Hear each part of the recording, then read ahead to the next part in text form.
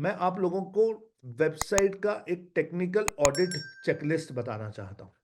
तो अगर आप वो चेकलिस्ट फॉलो करेंगे तो जरूरत ही नहीं पड़ेगी कि मैं आपकी वेबसाइट चेक करूं।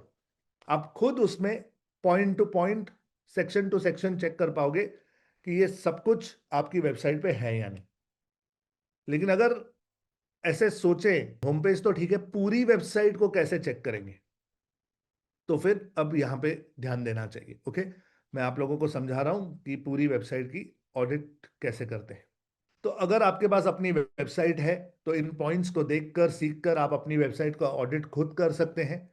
और अगर आपके पास वेबसाइट नहीं है और आप बनाना चाहते हैं, तो जब आप अपनी वेबसाइट बनाओगे तब इन सारे पॉइंट्स का ध्यान रखना चाहिए। आइए आपको बताता हूं कि वेबसाइट की टेक्निकल ऑडिट की चेकलिस्ट में क्या क्या होता है। सबसे पहले हम बेसिक सेटअप चेक करते हैं। बेसिक सेटअप के अंदर ध्यान रखना कि आपकी वेबसाइट पे HTTPS, ये जो एस है, ये लगा होना चाहिए। अब इसका सिंपल मतलब है कि आपकी वेबसाइट पर SSL सर्टिफिकेट लगा होना चाहिए। जब आप किसी से होस्टिंग लेते हैं, जैसे मैं रेकमेंड करता हूं कि आप होस्टिंजर से होस्टिंग लीजिए, तो जब आप होस्टिंजर से होस्टिंग लेते हैं तो वो होस्टिंग प्रोवाइडर आपकी वेबसाइट पर एक SSL सर्टिफिकेट लगाता है। ये SSL सर्टिफिकेट आपकी वेबसाइट से सर्वर तक जो डेटा जाता है, और सर्वर से जो डेटा आपकी वेबसाइट तक आता है, इस रास्ते में उस डेटा को सिक्योर्ड, एनक्रिप्टेड रखता है, ताकि कोई वो डेटा देख ना सके। पहले, आज से कुछ साल पहले सिर्फ बैंक्स इसे यूज करती थी, लेकिन आज हर वेबसाइट ये यूज करती है। और कुछ ही दिनों में इंटरनेट पर ये कंपलसरी हो जाएगा कि अगर आपके पास SSL नहीं है तो आपकी वेबसाइट ऑपरेट नहीं कर पाएगी। ओके, तो ध्यान दीजिए कि आपकी SSL सर्टिफिकेट आपकी वेबसाइट पे लगी हो।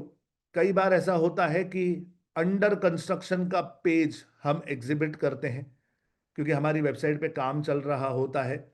तो अगर आपकी वेबसाइट रेडी हो गई तो उसे हटा दीजिए, और आपका जो फेविकॉन और लोगो है वो अवेलेबल होना चाहिए। लोगो हमारी वेबसाइट पे हमेशा लेफ्ट साइड पर रखते हैं हम इंडिया में, और उसका लॉजिकल कारण ये है कि इंडिया में जब हम लिखते हैं किसी भी जगह, तो हम लेफ्ट टू राइट लिखते हैं। आप इमेजिन कीजिए कि नोटबुक है आपके सामने, तो हम लेफ्ट से लिखना शुरू करते हैं और राइट की तरफ लिखते हुए पढ़ते हैं। तो हमेशा हमें लेफ्ट टॉप में देखने की आदत होती है। ये ह्यूमन साइकोलॉजी है। तो इसीलिए लोगो जो होता है हमारी कंपनी का, या जो हमारा नाम होता है, वो हमेशा लेफ्ट साइड पर ऊपर रखा जाता है। यूजुअली, ऐसा कोई रूल नहीं है, लेकिन यूजुअली वो रखा जाता है कि लोगों को ना अच्छा अनुभव मिले। और हमारे ब्राउजर में जहां पर हमारी वेबसाइट का नाम लिखा होता है, वहीं पे ऊपर एक सिंबल हमें नजर आता है, एक फोटो या लोगो हमें नजर आता है। उसे फेविकॉन कहते हैं। तो ये फेविकॉन होना चाहिए। आपका लोगो लोगो विजिबल है या नहीं, लोगो के अंदर जो आपने शब्द लिखे हैं वो पढ़ सकते हैं या नहीं, ये सबसे पहले चेक करना चाहिए। ओके, तो ये है आपका सबसे पहला basic setup. Now, basic setup के बाद जो सेकंड है वो है स्पीड और परफॉर्मेंस। सिंपल है, आपकी वेबसाइट जितनी जल्दी लोड होगी, लोगों को उतना अच्छा एक्सपीरियंस मिलेगा। आपने भी कभी ना कभी ये अनुभव किया होगा कि आपने किसी चीज का बटन दबाया और फिर वो घूम रहा है, घूम रहा है, घूम रहा है, आ ही नहीं रहा। तो ऐसे में हम उस वेबसाइट को छोड़कर दूसरी जगह चले जाते हैं। तो we don't want that to happen with us. हम नहीं चाहते कि वो हमारे साथ हो। तो हमें चेक करते रहना चाहिए कि हमारी वेबसाइट की जो लोडिंग स्पीड है वो अंडर 3 सेकेंड्स हो।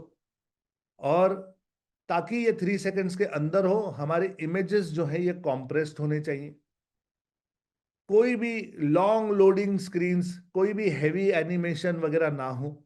और इसके लिए रेगुलरली आप अपने स्पीड की टेस्टिंग कर सकते हो GT मैट्रिक्स नाम के टूल से, या गूगल का भी एक बाय डिफॉल्ट टूल मिलता है, पेज स्पीड इनसाइट्स, उससे भी। लेकिन पेज स्पीड इनसाइट्स में ना अच्छे रिजल्ट्स नहीं आते, कभी कभी कंफ्यूजिंग रिजल्ट्स आते हैं। इट्स बेटर आप GT मैट्रिक्स यूज कीजिए। तो performance and speed is the second thing जो आपको चेक करनी है अपनी वेबसाइट की। थर्ड इज मोबाइल चेक, यानी जब आप डिवाइस चेंज करते हैं तो क्या वो अडेप्ट करता है डिवाइस के हिसाब से। तो आपकी वेबसाइट जो है ऐसे तो नहीं कि डेस्कटॉप पे अच्छी दिखाई दे रही है और जैसे ही मोबाइल पे किसी ने उसे खोला तो उसमें मजा नहीं आ रहा। तो ऐसा नहीं होना चाहिए। डिवाइस के हिसाब से आपकी वेबसाइट कंपैटिबल होनी जरूरी है। कोई भी लेआउट ब्रोकन नहीं होना चाहिए, यानी जो भी स्ट्रक्चर आपने बनाया है वो टूटा फूटा नहीं होना चाहिए। टेक्स्ट रीडेबल होना चाहिए, कोई भी फॉन्ट पढ़ने के लिए जूम करने की जरूरत नहीं पड़नी चाहिए। बटन्स जो हैं वो इजी होने चाहिए टैप करने के लिए। कभी कभी छोटे बटन रख देते हैं लोग कि वो टैप ही नहीं हो पाता, या हम दबाते भी हैं तो वो दबता नहीं है क्योंकि उसका एरिया छोटा होता है। तो इसकी टेस्टिंग कर लेनी चाहिए। मेन्यू जो है वो वर्क होता है कि नहीं छोटे स्क्रीन पर, इसे चेक कर लेना चाहिए, मोस्ट इंपॉर्टेंट। और जो भी आपकी वेबसाइट पे कॉल टू एक्शन है वो विजिबल अबव द फोल्ड है कि नहीं। तो जब हम अपने डेस्कटॉप पे अपनी वेबसाइट को खोलते हैं, बिना स्क्रॉल किए, ध्यान रखिएगा, बिना स्क्रॉल किए आपका कॉल टू एक्शन नजर आ जाना चाहिए। कई बार लोग वेबसाइट को लोड करते हैं और फिर वहां पे कुछ ना दिखाई दे तो छोड़ देते हैं, क्योंकि वो स्क्रॉल करने के लिए लेजी होते हैं, लेजी। ओके। तो हमें अपनी वेबसाइट को लैपटॉप पर, मोबाइल पर और किसी भी टैब पर, तीनों डिवाइसेस पर चेक कर लेना चाहिए कि हर डिवाइस पर हमारी वेबसाइट सही नजर आती है या नहीं। मोबाइल की अडेप्टेबिलिटी चेक करने के बाद चौथा है एसईओ के बेसिक्स। ओके, एसईओ के बेसिक्स। जो भी आपने पेजेस बनाए हैं, क्या उन पेजेस का टाइटल, मेटा डिस्क्रिप्शन सही है, चेक कर लो। क्या यूआरएल क्लीन है, क्लीन। क्लीन यूआरएल का मतलब है जो भी आपके डोमेन के आगे लिखकर आता है यूआरएल में, बहुत लंबा बेवजह की चीजें तो उसमें नहीं है। आपके कीवर्ड्स उसमें होने चाहिए क्योंकि वहीं से इंडेक्सिंग शुरू होती है। जो भी ब्लॉग आपने डाला है उस ब्लॉग को आपने स्ट्रक्चर दिया है, यानी ये हेडिंग है H1, फिर ये सब हेडिंग है H2, ये सब हेडिंग है H3, ये टेक्स्ट है, ये इमेज है, ये सब यूज किया है कि नहीं आपको चेक करना चाहिए। Site map dot XML set है या नहीं, रोबोट्स डॉट टीएक्सटी सेट है या नहीं, चेक कर लो। और अगर आपको नहीं समझ आता कि सर ये सब कैसे चेक करें, तो रैंक मैथ नाम का एक वर्डप्रेस प्लगइन है, फ्री है, उसे इंस्टॉल कर दो और वो बैकएंड पे इसमें से काफी सारे काम खुद ही कर देता है। इस प्लगइन को हम हमेशा यूज करते हैं एसईओ के लिए और ये ब्लेसिंग है। ये खुद बताता भी है कि आपकी वेबसाइट पे और आपको क्या क्या सुधार करना चाहिए। ओके, नाम याद रखिएगा, rank math SEO, RANK, rank math MATH SEO. ठीक है, रैंक मैथ एसईओ। और जब जब आप इमेजेस लोड करते हैं अपनी वेबसाइट पर, आपको चेक कर लेना चाहिए कि उस इमेज का ऑल्ट टेक्स्ट आपने लिखा है, यानी भूल मत जाइएगा क्योंकि वो इंडेक्स होता है। नाउ ये है एसईओ के बेसिक्स। अब एसईओ के बेसिक्स के बाद आप ट्रस्ट एंड सेफ्टी भी चेक कीजिए कि क्या आपकी वेबसाइट पर privacy policy, terms and conditions के पेजेस हैं, क्या कॉन्टैक्ट डिटेल्स अच्छे से दिखाई दे रहे हैं, आपकी होस्टिंग में क्या आपने ऑटोमेटिक बैकअप्स एनेबल किए हैं, जो भी प्लगइन्स और थीम्स हैं क्या आप उसे रेगुलरली अपडेट करते हो, और स्ट्रॉन्ग एडमिन पासवर्ड होना चाहिए। ऐसे नहीं कि आप अपना नाम और फिर @123 लिखो, बेटे बेटी का नाम @1234 लिखो, अपना मोबाइल नंबर डाल दो, अपना एड्रेस डाल दो, अपना बर्थडे डाल दो, वेडिंग एनिवर्सरी डाल दो। तो जैसे मैंने ये 8-10 तरीके बता दिए पासवर्ड बनाने के, जो हैकर्स होते हैं वो कम से कम हजारों ऐसे आइडियाज जानते हैं।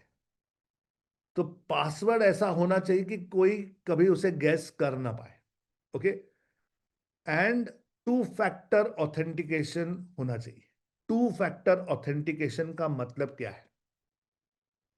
टू फैक्टर ऑथेंटिकेशन कहता है कि जब आप लॉग इन करेंगे अपने अकाउंट में, हम दो चीजें चेक करेंगे। एक, जो आपको पता है, जैसे कि आपका पासवर्ड, वो आपको पता है। और दूसरा, जो आपके पास है, जैसे कि आपके पास मोबाइल है, फिर हम उस पर OTP भेजेंगे और वो OTP आपको डालना होगा। टू फैक्टर ऑथेंटिकेशन के बारे में बहुत लोग ये बात नहीं जानते। टू फैक्टर ऑथेंटिकेशन का मतलब है something that you know and something that you have. एक चीज जो आपको पता है, जो आपको याद है, और एक चीज जो आपके पास फिजिकली है। ओके, तो ये दोनों चीजें चेक की जाती हैं और तब वो टू फैक्टर ऑथेंटिकेशन बनता है। ये एक तरीका है अपने आप को सेफ रखने का। ओके, तो trust and safety is important. अब ट्रस्ट एंड सेफ्टी के बाद आप चेक कर सकते हैं फंक्शनैलिटी। इतनी सारी चीजें होने के बाद अब कहीं जाकर एक्चुअली वेबसाइट की फंक्शनैलिटी चेक की जाती है। फंक्शनैलिटी में हम चेक करते हैं कि कोई ब्रोकन लिंक तो नहीं है, कि आपने इंटरनल लिंक किया है या एक्सटर्नल लिंक किया है और उस पर क्लिक करने के बाद वो कहीं जा ही नहीं रहा। ऐसा नहीं होना चाहिए। तो एवरी लिंक शुड वर्क, कोई ब्रोकन लिंक ना हो। फॉर्म्स की टेस्टिंग होनी चाहिए। तो जैसे हम फॉर्म भरें वो सबमिट होना चाहिए, उसके बाद हमें थैंक यू का मैसेज आना चाहिए, तो submission plus thank you check कर लो। अगर आप ई कॉमर्स वेबसाइट बना रहे हो, अगर आप ई कॉमर्स काम कर रहे हो, तो कार्ट, चेकआउट, पेमेंट सब कुछ सही से काम कर रहा है नहीं, एक ट्रायल ऑर्डर डाल के चेक कर लेना चाहिए। इनफैक्ट अगर आपकी ई कॉमर्स की कंपनी है या आप अच्छा खासा ई कॉमर्स का काम करते हैं, तो आपको एवरी डे एटलीस्ट ट्वाइस, सुबह जब आपका काम शुरू होता है और शाम को जब आपका काम समाप्त होता है, दोनों टाइम आपने चेक कर लेना चाहिए कि सिस्टम्स जो है वो चल रहे हैं यानी। ओके, और कस्टम 404 का एक पेज सेटअप होना चाहिए। कस्टम 404 का मतलब यह है कि जब कोई आपकी वेबसाइट पर आने की कोशिश कर रहा है, आपका डोमेन उसने सही डाला है, जैसे समझो digitalazadi.com डाला है, और उसके आगे उन्होंने कोई स्पेलिंग मिस्टेक कर दी है, पेज का नाम उन्हें याद नहीं है। तो जब ऐसा होता है कि डोमेन सही है लेकिन उसके आगे का कुछ गड़बड़ हो गई है, तो वेबसाइट दिखती नहीं है, वहां पे 404 का पेज आ जाता है। ये इंटरनेट प्रोटोकॉल है। तो ये 404 का जब आपको पेज नजर आता है, तो उसे आपने डिजाइन कर लेना चाहिए, है ना। उस पर जो भी कॉल टू एक्शन है, किससे संपर्क किया जाए, कहाँ पहुंचना चाहते हैं, या एटलीस्ट होम पेज की एड्रेस वहां पे दिखाई देनी चाहिए, ताकि जो भी आपकी वेबसाइट पे आने की कोशिश कर रहा है और गुम हो गया है, वो कम से कम आपके होम पेज पर तो पहुंच ही जाए। ओके, तो ये होती है फंक्शनैलिटी। नाउ, फंक्शनैलिटी के बाद हम चेक करते हैं analytics and tracking. Google analytics और GA4, मतलब गूगल एनालिटिक्स का ही न्यू वर्जन है 4, क्या ये इंस्टॉल्ड है? क्या गूगल सर्च कंसोल वेरीफाइड है? और अगर आप एडवर्टीजमेंट्स वगैरह करना चाहते हैं, तो क्या फेसबुक का पिक्सल आपने उसमें इंस्टॉल किया है? फेसबुक का पिक्सल आपकी वेबसाइट पर होना जरूरी है, खास करके होम पेज पर। क्यों? क्योंकि जब आप उस पर पिक्सल डाल देते हो, तो पिक्सल आपकी वेबसाइट पे आने जाने वाले लोगों को स्टडी करता रहता है और उनका डेटा स्टोर करता है। आगे चलकर आप अगर एडवर्टीजमेंट लगाओगे और फेसबुक से कहोगे कि भाई हमारी वेबसाइट पे कौन कौन आता है, उसे ऐड दिखाओ, तो फेसबुक को कैसे पता चलेगा कौन कौन आता है? इसीलिए पिक्सल जो है आपकी वेबसाइट पे हमेशा इंस्टॉल्ड होना चाहिए। आगे चलकर लंबे समय में वो काम आता है। तो एनालिटिक्स एंड ट्रैकिंग की सेटअप प्रॉपर होनी चाहिए। एथ, क्रॉस ब्राउजर टेस्ट। इसका मतलब है ये चेक कर लो कि क्रोम पे तो चल रहा है, सफारी में चल रहा है या नहीं, फायरफॉक्स में चल रहा है या नहीं, एज में चल रहा है या नहीं। क्यों? क्योंकि कई बार ऐसा होता है कि कोई कोई प्लगइन्स इतने विचित्र होते हैं कि वो किसी ब्राउजर में चलते हैं, किसी ब्राउजर में नहीं भी चलते। तो मानकर चलो आपकी वेबसाइट क्रोम पे चल रही है, तो 80-85% ट्रैफिक आपके पास है, लेकिन सफारी पे अगर नहीं चलता है, तो जो लोग एप्पल यूज करते हैं उन लोगों को आपके वेबसाइट तक पहुंचना थोड़ा मुश्किल हो जाएगा, या अगर वो पहुंचेंगे भी तो आपकी वेबसाइट कुछ ना कुछ अलग दिखने वाली है। तो you should be testing it on each and every platform. अगर आप मोबाइल भी यूज करते हैं, तो एंड्रॉयड पर भी चेक कर लो और एप्पल पर भी चेक कर लो। दो ही मेजर कैटेगरीज हैं, इन दोनों को चेक कर लो। लैपटॉप पर भी चेक कर लो, टैबलेट पर भी चेक कर लो, मोबाइल पर तो करो ही करो। तो इन शॉर्ट, सारे प्लेटफॉर्म्स और सारे ब्राउजर्स के लिए आपकी वेबसाइट जो है ये टेस्टेड होनी जरूरी है। ओके, ना, last but not the least, accessibility check कर लेनी चाहिए। जो भी आपने फॉन्ट्स और कलर्स यूज किए हैं और कॉन्ट्रास्ट यूज किया है, वो प्रॉपर है या नहीं। ना ज्यादा कम होना चाहिए, ना ज्यादा ज्यादा होना चाहिए। फॉन्ट इतना भी कम ना हो कि पढ़ ही ना पाए, और इतना भी बड़ा ना हो कि ऐसे भद्दा सा लगे। तो एक अच्छी खासी फॉन्ट साइज 12-14 की आपने उस पर मेंटेन करनी चाहिए। और कंट्रास्ट अच्छा होना चाहिए। जो भी आप टेक्स्ट लिखते हैं और जो भी बैकग्राउंड है उसमें कंट्रास्ट अच्छा होना चाहिए, ताकि किसी को पढ़ने में कोई दिक्कत ना हो। ओके। गुड टेक्स्ट और बैकग्राउंड कंट्रास्ट, यही मैं समझा रहा था कि अगर बैकग्राउंड सफेद है और लिखा अपने काले में है तो अच्छा है। बैकग्राउंड सफेद है और लिखा अपने लाइट येलो में है तो समझ नहीं आएगा आपने क्या लिखा है। तो दैट्स नॉट फेयर। तो कंट्रास्ट आपने अच्छा संभालना चाहिए। सारे इमेजेस पर ऑल्ट टेक्स्ट होना ही चाहिए, कंपलसरी। और कुछ नहीं तो अपनी वेबसाइट का नाम डाल दो, अपना नाम डाल दो, कुछ ना कुछ डालते रहना चाहिए। ओके, ऑल टेक्स्ट को खाली नहीं रखेंगे। And easy to use forms होने चाहिए। कई बार मैंने देखा है कि लोग जब फॉर्म लगाते हैं तो नाम, mobile number, email ID, state, गांव, पिन कोड, शादीशुदा हो कि नहीं, हमारे बारे में कैसे पता चला, किसके रेफरेंस से आए हो, ब्ला ब्ला ब्ला, इतने सारे सवाल पूछ लेते कि लोगों को लगता है कि यार फॉर्म ही ना भरे हो। तो फॉर्म हमेशा सिंपल होना चाहिए, इनवाइटिंग होना चाहिए। और पहले ट्रांजैक्शन में सिर्फ उतना डेटा लीजिए जितने की आपको जरूरत है। जो भी आपको उनको टारगेट करने की जरूरत है उतना ले लो, काफी है। ओके। सो यहां पर मैंने आपको 9 पॉइंट बताए हैं कि जिन पर आपको ध्यान देना है ताकि आपकी वेबसाइट स्मूथली फंक्शन करे, और आपके जो क्लाइंट्स हैं, जो ट्रैफिक है, जो भी लीड्स आपकी वेबसाइट पे आ रहे हैं, उनका अनुभव अच्छा हो, उन्हें एक अच्छा एक्सपीरियंस मिले। उम्मीद करता हूं कि ये सब कुछ जानकर आपको मजा आया। और जो मैंने पॉइंट्स बताए हैं इन सबको ध्यान में रखते हुए अब आप अपनी वेबसाइट खुद ऑडिट कर पाएंगे और चेक कर पाएंगे। अगर वेबसाइट बनाना नहीं आता है और सीखना चाहते हैं तो डिजिटल आजादी को ज्वाइन करके आप अपनी वेबसाइट्स खुद बनाना सीख सकते हैं। आप खुद अपने बिजनेस को ग्रो कर सकते हैं, अपने लिए लीड्स जनरेट कर सकते हैं। चाहे तो एडिशनल सोर्स ऑफ इनकम के लिए अलग अलग सर्विसेज प्रोवाइड कर सकते हैं, फ्रीलांसिंग कर सकते हैं, एफिलिएट कर सकते हैं, अपने घर से काम कर सकते हैं। कितनी ही सारी चीजें हैं जो जिंदगी में आप कर सकते हैं। अगर इंटरेस्टेड है तो एक काम अभी कर लीजिए।